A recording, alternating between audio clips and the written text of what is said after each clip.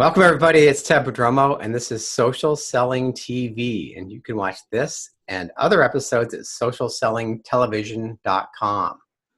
And today I have a very special guest because LinkedIn recently lets you do video now. They're trying to do like Facebook Live. They have their LinkedIn Live, and you can actually upload videos into your profile. And I saw my very first one a couple weeks ago. And I was thinking, nobody ever does this video thing yet. What's going on? And then all of a sudden I see this video and there's like hundreds of comments in it and all these likes and shares. And it's like, wow, this is amazing. And it was actually today's guest, Alexandra Galviz. So welcome. This is the London LinkedIn lady. I love it. So tell us about yourself, and really, it was such an incredible video. But first, tell us about you and what you do. Sure. So I basically, my background's in training and development in the financial services.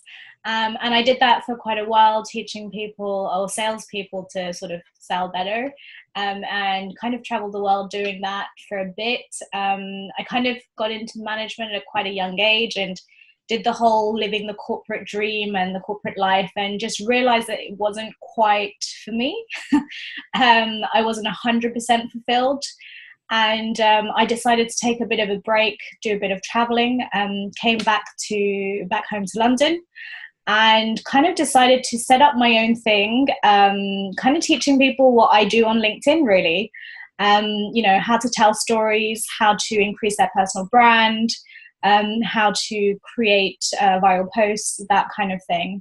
And, I've been doing it for the last 4 or 5 months, and it's been going really well, and I've enjoyed it a huge amount. And, part of that journey was also, getting started on video, and that has been an entirely different journey and dimension to the whole thing. So you've only been doing the LinkedIn consulting for 4 to 5 months. Yes, I have. I mean, I've been sort of creating content on there and building my brand and my network for the last 2 years quite actively. But it's only like the last 3 to 4 to 5 months that I've decided to really make a business out of it. Was that your first video you've posted on LinkedIn? No, that was my second or third video that I posted. But it was the first video that I did the kind of straight look at the camera and just do, talk. The other videos that I posted were slightly different kind of format. And it was the first time that I was kind of sharing quite a personal story. So, yeah. Yeah, it was only 7.5 minutes long or something. But when you turned on the camera, you're reaching, and then you said, this is really hard. Even when I finished it, I thought, oh my God, are people really going to, watch the whole thing? One, and two, how are people going to react to this? Because it was by far the most personal thing I've ever shared on the LinkedIn platform. And anyone that follows me knows that I share a lot of personal stuff on here. But I was really surprised with the amount of people that actually watched the entire thing. Because, LinkedIn is a bit of a platform where people kind of do a lot of scrolling, and they watch it during their lunch break or on their way to work or on their way home.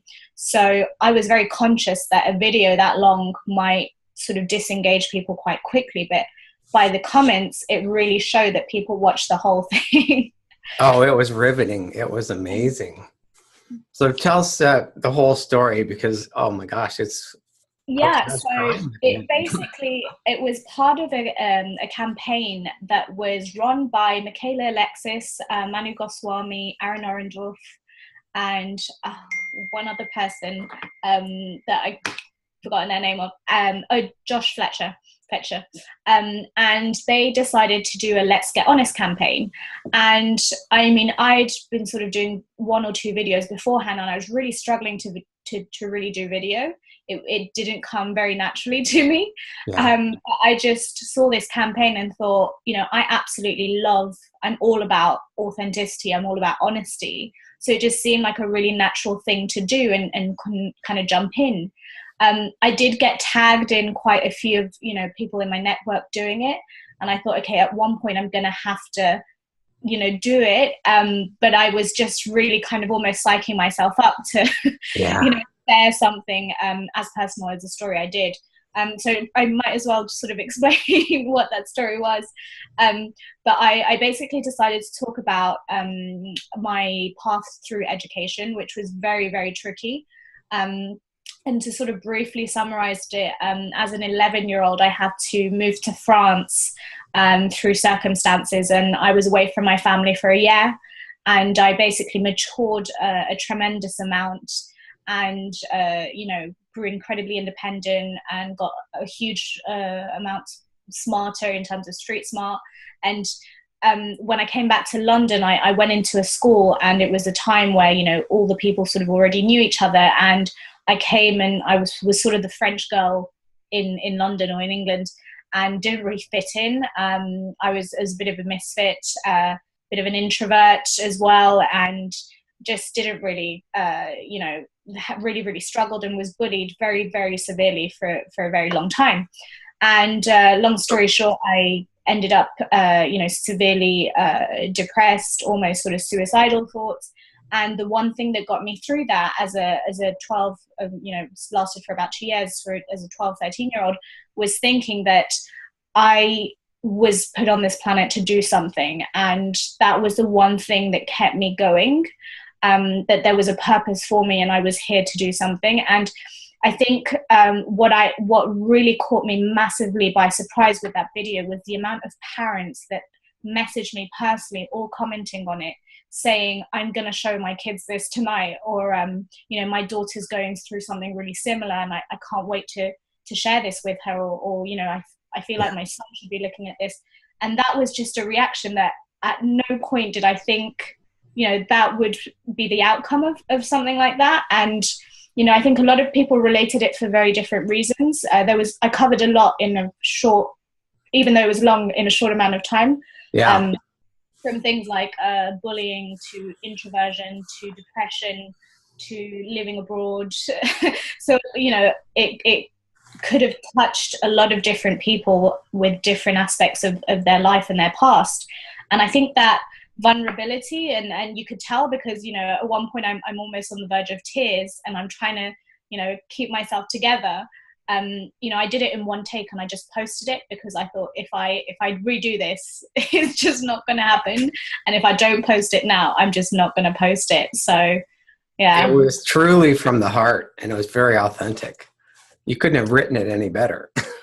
Yeah, I know. And I mean, whenever I do video now, and I'm doing those sort of still shots staring at the camera, I tend to, just think about what the topic is and vaguely kind of map a storyline in my head, but I just let it come out the way it's meant to come out. I video it, and then I don't edit it, I just post it. So, they're very raw, they're very natural. There's still some ums and ahs and some breaks in my voice, but the whole point is that, for me, I'm a massive advocate of authenticity.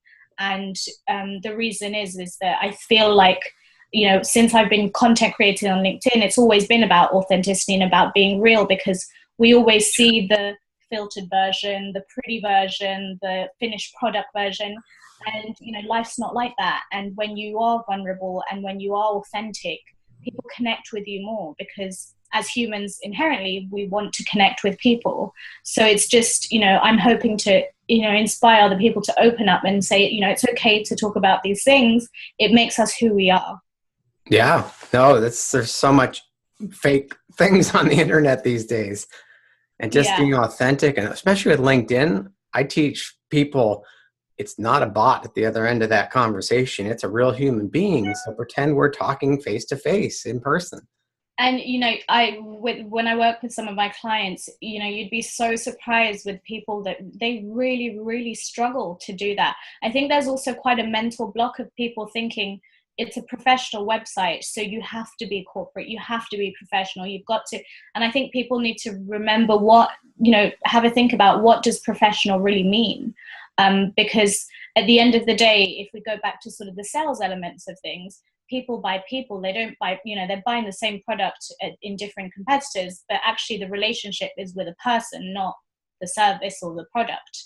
Yeah. So I think that's what I aim to sort of remind a lot of people. It's that, it's great to know you've got tons of experience and you've got an amazing, CV and whatnot. But actually, I also need to know who you are, because if I'm hiring you for a job, for example, I want to know that, you're going to get along with my team and that we have some common interests and that you actually have a great personality, not just your experience. It's really who you are deep down. That's who you want to do business with. Exactly. And not just business with, but even hiring someone is important. It's not just about that. And I think people sometimes forget that element. Not only, people creating content, but depending on what you're doing on there. Yeah. No, when I first saw your video come up, it was like this headshot video, and I'm thinking, oh, this isn't appropriate for LinkedIn. This isn't what people want to see on LinkedIn. And then I'm like watching it, and I'm like just sucked into it. And then I saw all the comments and likes and shares. I know. And I mean, I was really surprised because I think, it's a relatively new feature. So I think they're still doing a lot of tweaks in terms of visibility and whatnot. And, I was really surprised that video got over 50,000 views. Which is a huge, huge amount for video stats at the moment. And I think, over 800 likes and hundreds of comments from people all around the world. That's like YouTube exposure. Yeah, exactly. And, at the end of the day, I think that's where the platform's going. I think it's becoming more of a social platform rather than a strictly 100% professional platform. And I personally don't think that that's a bad thing. I think it's a great thing, because it's encouraging an entirely new and younger generation to get involved in a different type of platform that they still think it's the Facebook for old people and whatnot. But these are the kind of features that are going to entice them to get more involved, I think. And it's also a cross-generational thing. It might attract older generations to younger people and vice versa, and have these discussions that we might not have in the workplace. So all the better for it. They don't show you how many people viewed the whole video, do they? They don't give those stats. No, it just shows in terms of, say there was 50,000 people that viewed that, it will say they viewed for longer than 3 or 4 seconds. Okay. But you wouldn't know at the moment, no. I think eventually they're going to give those stats. That would be awesome. I think so. And I did get a message to say, unfortunately we've kind of messed up our stats, and we're just in the process of fixing it. So have a look at your stats again, and actually they were higher than they were before. So I think with any new feature on a social media platform or any feature whatsoever, you're always going to have sort of the tweaks and the things that they need to sort of improve on and change. But to be able to have access to that, I think a lot of people are struggling to they have the feature and not too sure how to go about it and how to start and get out there. It is difficult. Yeah. I mean, I really, really, really struggled. It doesn't come natural to me at all. and at the start I was really stuck, and it took a friend that sort of brainstormed a lot with me, and we kind of did a lot of the breaking the ice kind of thing, to eventually get used to it. And now it's, as with anything, the more you do it, the easier it gets. And the comments are really encouraging as well. It shows that I am really connecting with people, and it's given a whole new dimension to what I do as well. I've been writing on LinkedIn for over 2 years, more prolifically like in the last 6 months, but this has added an entirely sort of new level, and it has connected me with a whole new sort of demographic and people that I wasn't connected to before. Have you tested different length videos yet? What do you mean by that? So you had 7.5 minutes, which if this was one of those polished, scripted videos, I don't think anyone would watch 7.5 minutes. Usually they watch a minute or two. Yeah, so in terms of doing a short... So did you try like a 2-minute video or a 3-minute video since then to see if you get as much traction? I haven't tried a shorter video. I have done shorter videos, but not of me. So I run a LinkedIn local meetup in London, and we actually got it videoed. The last one we did, we actually got it videoed, and it was just over 4 minutes. Mm-hmm. And that one just had over 18,000 views. That's not bad. yeah, whilst it wasn't of me, I was in the video because I was doing a speech at the event, and it kind of explained a bit about what the event was. But that's still, for video stats, it's relatively good. So has this opened up any new opportunities for you, like going out and speaking about being bullied? Because that's a huge topic these days. Yeah, well, so the funny thing is, I had a few people say, have you ever thought about that? And I actually do public speaking. But actually, I tend to talk a lot more about sort of my journey going from the corporate world to doing my own thing. And I talk a lot about employability skills and career development, which is sort of my passion areas.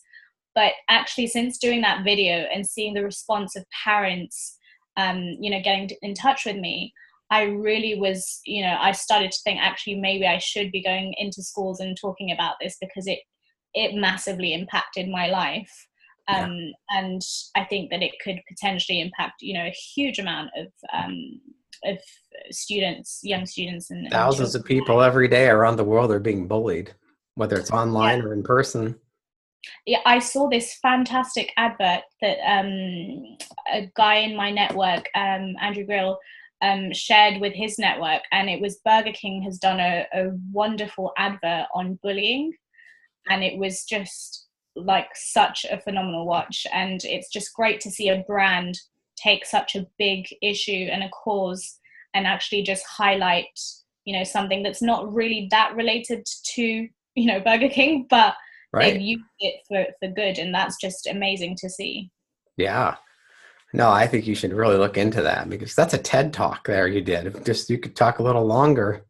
Yeah, I mean, oh god, I've got tons of stories like that. I'm just I'm just pacing myself because I don't want to overload people with a lot of my personal stuff, but I feel like there's a lot of kind of inspiration to be had from my journey, because I've people have known a lot of the journey recently in the last 6 to 12 months. Yeah. But prior to that, I've gone through tons of obstacles and tons of adversity.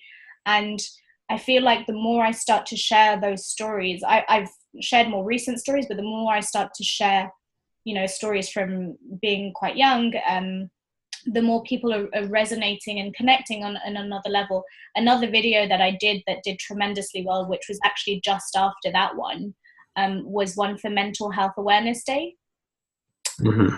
That one I actually was pretty much in almost the same time frame as the Let's Get Honest one. It was about 7-8 minutes, and I talked about my sort of massive period of burnout, depression, anxiety, working in the corporate world, and being under pressure to deliver work, and being really unfulfilled at the same time, and it's sort of all combusting and crashing and burning, and having to go to therapy to figure things out, and getting out of that world.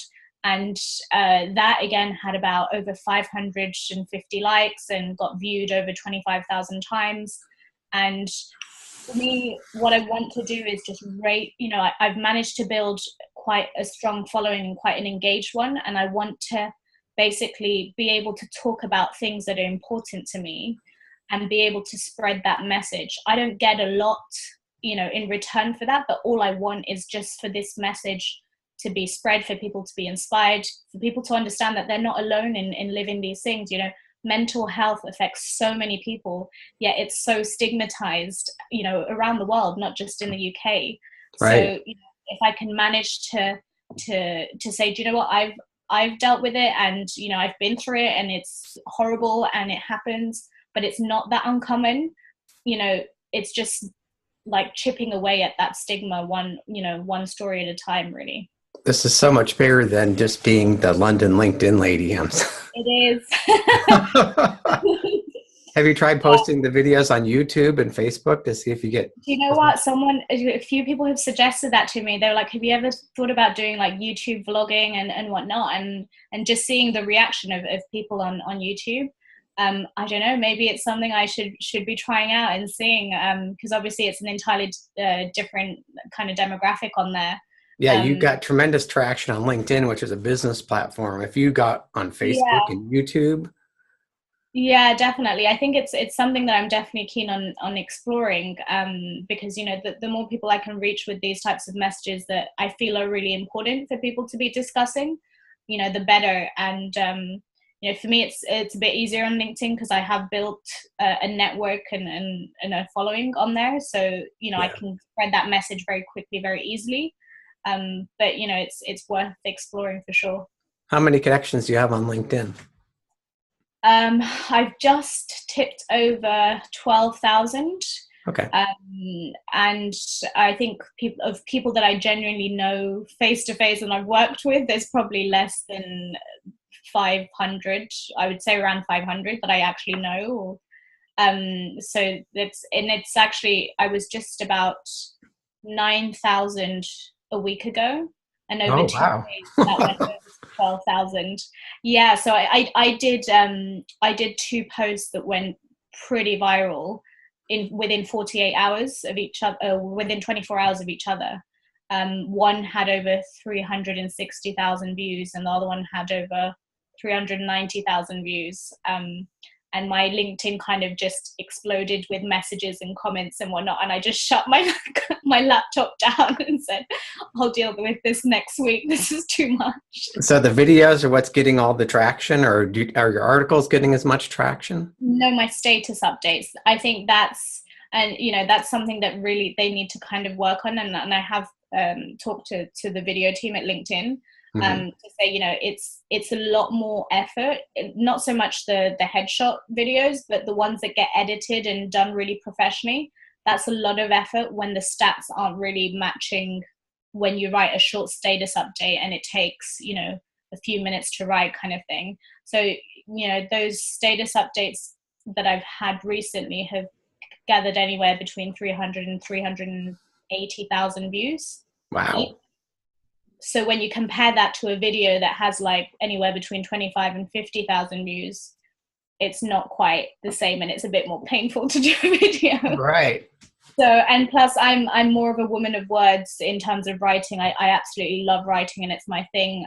I love storytelling. So it's a lot easier for me to write something. And it's especially that I tend to write when I'm on the street. So, something will inspire me that I've seen, or it's a conversation I'll have over a coffee, and I just jot it down straight away. Whereas video is a little bit more complicated to just get that in a shot, really. Yeah, I So don't know. You're pretty good at it. thank you. Thank you. I have a question. I read an article recently. When you do your status updates, do you include a link and an image in the status update, or you just put text? Most of the time I just put text. Okay. Mm-hmm. That proves the theory of this person, because they said if you add an image, or if you add an image and link it outside of LinkedIn, like to your website, Yeah, LinkedIn it's doesn't give it as much traction. yeah, it's known that the minute that you use an external link, that's not LinkedIn, it won't be spread as far. The algorithms will penalize you, basically. Yeah. And equally, if you put an image as well, it won't be as strongly shared. So it entirely sort of depends on what you're putting out there. But it's known that if you just write text, there's higher chances that it will be shared. So how many words do you usually put in a post? I tend to use them all up, all 1,300. The bane of my life, that number.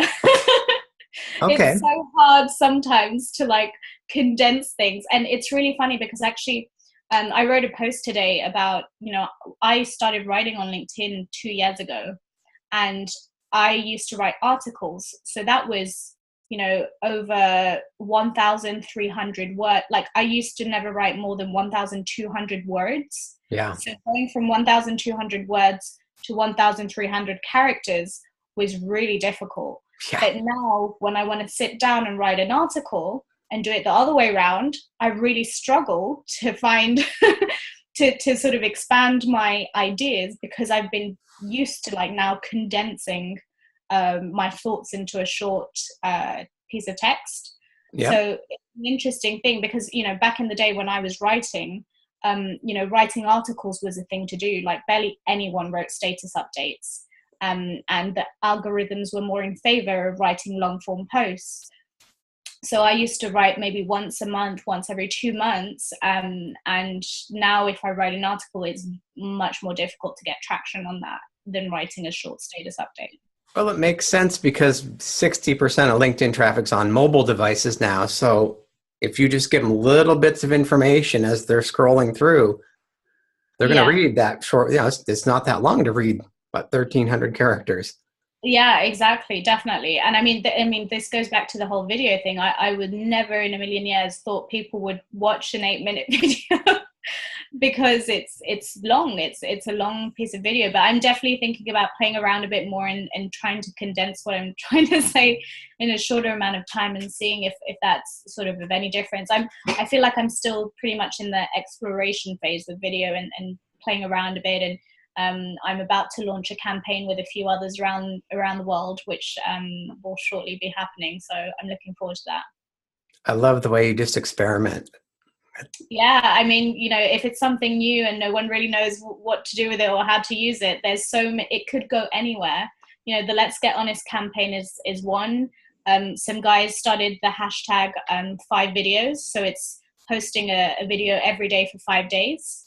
And we're about to launch, myself and a few others are about to launch one, which I won't talk about just yet, but that's going to be out soon. And it's about connecting people and engaging people, because I think with video, for me, it's really easy to do video because I want to talk about authenticity and I want to talk about my stories and my personal life. And so I have very clear kind of theme and thing that I want to talk about. But for a lot of people, they might still be in their working, in their 9-to-5 job, and they won't have an idea of what they should be posting on video. So I think giving them a topic or a theme or a call to action to do something is a great way to start engaging people on video, because without that, I think people get really mentally blocked as to what should they be saying or what should they be doing. That's great advice. That's really good. It's kind of that Me Too hashtag that's going around now. Yeah. Exactly. But if you create a theme and a structure for people to just, hey, this is what we're doing. Yeah, and I think it's what's amazing about these campaigns and these hashtags is that you see this spread globally. It becomes literally a movement online. Yeah. I'm part of a team of 4 of us in total that set up these LinkedIn local meetups. And since we've done that, it's just started to explode everywhere. I was just checking earlier, and we've got them starting in Brazil. We've got them in the US. We've got them in Toronto. I'm in talks. There's someone in New Zealand. I'm in talks with people in India and in Africa.